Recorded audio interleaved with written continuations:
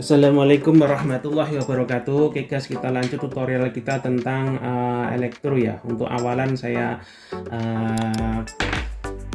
mulai dengan pengenalan avometer ya. Kalau kemarin saya sudah selesaikan tutorial kita tentang pembuatan roti baguette atau roti Prancis, kita lanjut untuk elektronya ya.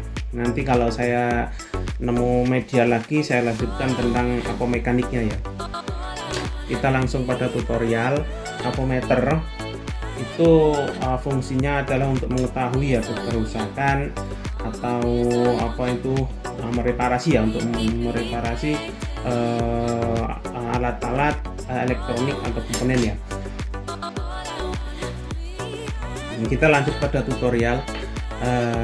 Fungsinya ini adalah untuk mengetahui pertama ya guys, volt DC. Volt DC itu volt direct current ya guys, atau arus arah ya, lambangnya kayak gini guys. Nah ini guys, volt 3 shred ini kan, ini lambangnya volt DC. Kemudian lanjut ke sebelahnya volt AC, lambangnya kayak ini guys, kayak apa ini, gelombang ini volt AC. Volt AC kan,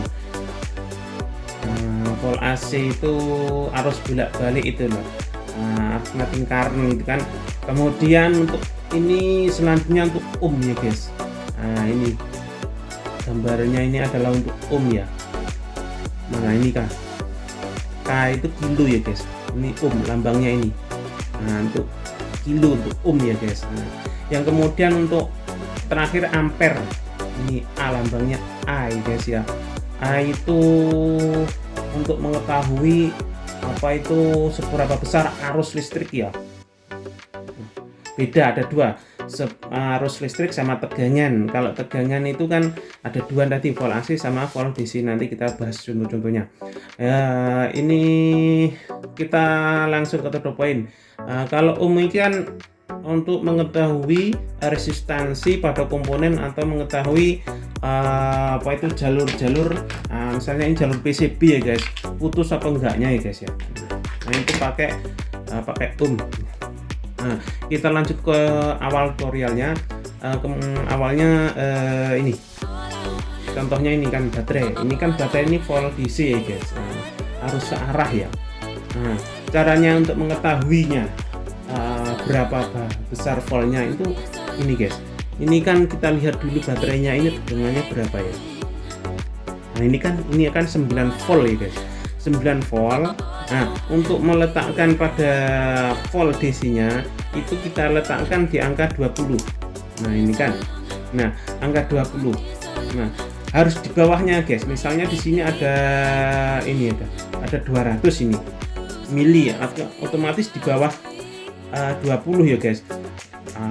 Itu tidak dianjurkan karena nanti untuk merusak komponen pada avometernya ya. Jadi kalau ini 9, itu meletakkan terminal pada avometernya itu harus di atasnya. Nah nanti kalau ini baterainya ini paralel, jadi lebih dari 20 volt DC, harus diletakkan ke atasnya gitu. Nah 20, kita lihat apakah ini benar 9 volt. Nah, fokus pada angkanya ini guys, itu masih 0 kan. Nah, kita cari terminalnya plus dulu.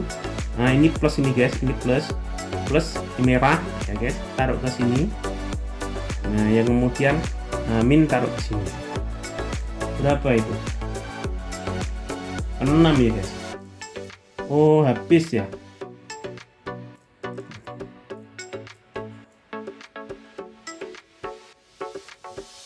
Habis ya guys, ini sudah habis ya. Coba ini yang baterai yang satu ini ya guys ya, ini 3 volt ya, 1,5 volt ini, 1,5 volt, rata-rata 1,5 volt. Kita tes lagi, ini yang plus, taruh sini, kita coba ya. Nah itu kan 1,5 kan, nah itu 1,5, berarti ini baterai masih oke dipakai ya. Kalau baterai yang ini 9 volt ini tidak ya, karena sudah habis ya, karena sudah min. Satu aja tidak ada ya, sama guys ini. Nah ini Ini kalau di seri gimana ya, naik biasanya 1,5 tambah 1,55 berapa? 3. Coba kita seri gini guys. Kita seri gini. Nah, kita seri gini.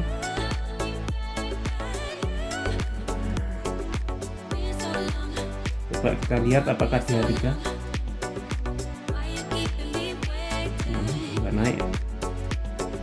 Oh, itu kan 3 itu. Nah, 3 kan? Nah, itu lihat 3,1 kan 3 lah. Nah, berarti baterai ini bisa digunakan dan posisinya sehat atau mungkin full, masih full baterainya, stromnya ya. Kemudian lanjut bisa lah untuk aku mengecek aki ini, bisa pakai ini. Kalau aki kan 12 volt, aki mobil ini pakai terminal 20. Belum mas yang 200 500 ya, ini untuk pengecekan apa itu DC pada televisi ya guys. Televisi itu lah digital atau televisi tabung itu kan banyak komponen yang apa itu ya, AC yang sudah melalui jalur DC itu kan. Kemudian untuk mengecek apa itu trafo itu ya guys, trafo jalur regulator ya. Kalau trafo keluar dari trafo itu masih AC ya guys. Nah, maka dikasih namanya dioda ya. Nah, setelah dioda itu arus AC dirubah menjadi arus DC. Makanya dioda itu nanti saya jelaskan lah. Ini ada dioda di sini. Nah, nanti saya carikan komponen lah untuk pengenalan yang lebih lanjut. Dioda itu kan fungsinya untuk mengarahkan ya dari arus DC ke arus AC ke arus DC. Terus selanjutnya kalau tadi kan udah guys ya, baterai sudah cukup lah untuk pengenalan arus DC ya. Kemudian arus AC. Nah, arus AC itu saya kasih contoh hanya untuk apa itu arus rumah ya, PLN ya. Ini saya buka, guys. Ini sengaja saya buka untuk memudahkan sampel lah untuk pengontrolan arus ya. Karena model stop kontak di sini itu colokan di sini tuh ada apa itu penutupnya ya, harus dicongkel-congkel dulu ya. Beda kalau di Indonesia itu ada langsung logong, langsung dicongkel, langsung dicolokkan apa itu terminal ini langsung masuk. Ini nggak bisa ya, harus congkel-congkel, takut nanti saya congkel-congkel ini patah ya guys. Nah, kalau gini kan gampang lah. Saya coba nyalakan ya guys, nyalakan terminal PLN nya untuk sampel saja.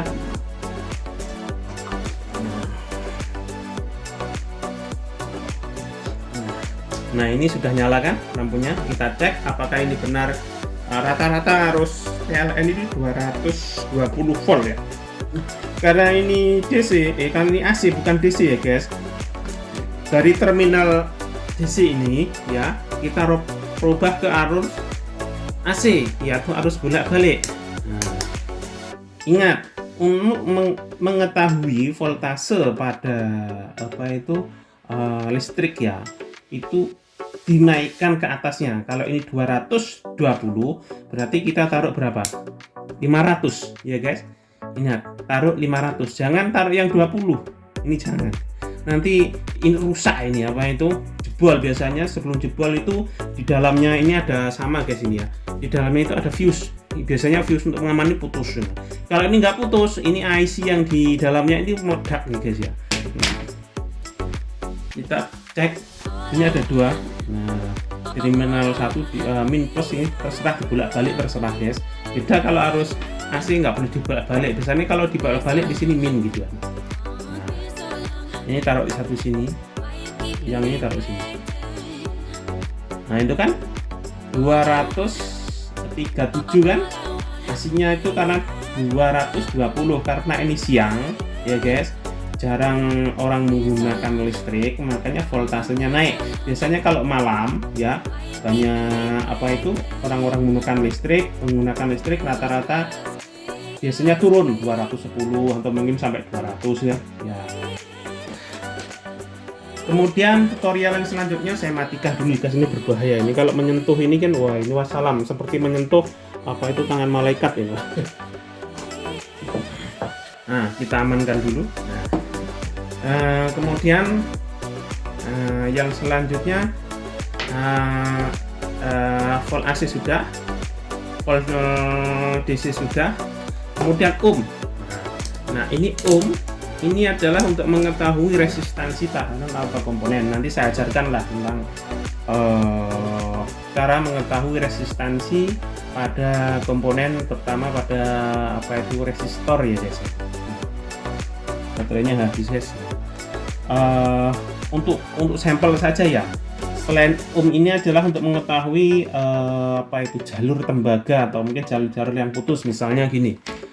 Misalnya ini fuse, mau ngecek fuse putus ya. Apakah fuse ini masih putus, apa bisa digunakan enggak? Biasanya kalau nyambung itu gini 0 guys. Ini kan 0 kan? Nah, lihat itu avometernya 0 kan? Nah, kalau 0 lah nyambung. Nah, kita cek di fuse-nya. Nah, itu kan 0 berarti fuse-nya bisa digunakan. Yang kedua, ini balon mobil guys ya. Ini untuk mengetahuinya putus enggaknya bisa pakai avometer, sama guys. Intinya kan di dalamnya kan ada lilitan kecil itu ya guys, karena dia terkena listrik ampere maka dia akan panas, menyala dan akan menjadi sinar ya guys. Nah, ini yang kita cek dari sini.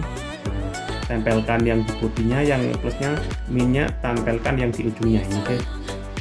Apakah ini masih, kalau 0 berarti bisa gunakan ini lampu rating ya, lampu kecil ya, lampu kotak ini ya.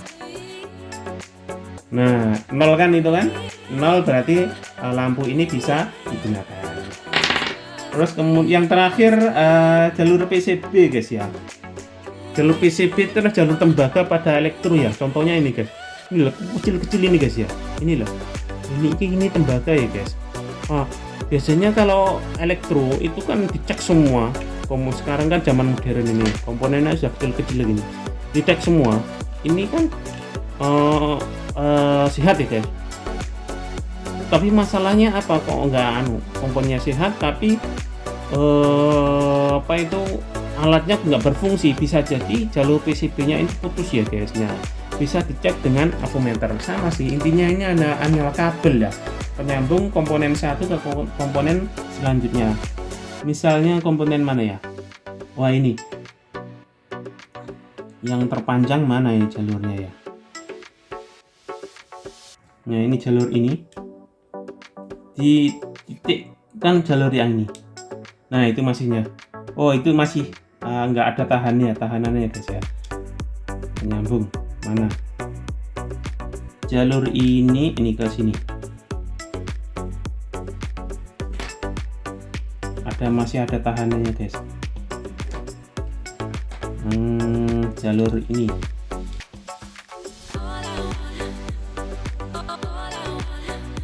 Jalur ini ke jalur ini. Nah, ini 0 kan? 0 kan? Nah, intinya 0, jalur ke sini masih aman itu. Biasanya kalau dilihat dari sini, dilihat oleh kasat mata itu nyambung guys, tapi di dalamnya bisa putus. Nah, untuk mengetahui tidak putusnya dengan avometer ya guys, pakai kilo, pakai ini guys ya, pakai kilo ini guys ya. Kalau nggak terlihat bisa dinaikkan ini kan ya, bisa. Nah, ya. Nah, 0 gitu kan, berarti jalur PCB ini aman. Ini jalur PCB ini sangat dibutuhkan ya guys ya, karena untuk sepele ya, tapi kadang-kadang menipu ya. Karena ini kecil sekali ya, rawan untuk rusak ya. Mungkin tutorial saya cukup sekian ya guys tentang elektro pengenalan ampere. Kalau ampere jarang digunakan ya guys, karena ampere itu hanya untuk laju arus itu aja. Yang sering digunakan untuk reparasi itu volt DC, volt AC sama itu aja. Nanti saya lanjutkan tentang komponen ya guys, pelan-pelan ya. Kayak ini ada ada elko, transistor, ini ada yang merah ini apa ini, kayak kristal ini. Nanti saya lanjutkan lah, saya carikan lah komponennya ya. Semoga dapat lah, kalau dapat nanti saya ajarkan tutorialnya ya. Mungkin tutorial saya cukup sekian nih guys, semoga bermanfaat. Salam Muhyiddin anak rantau.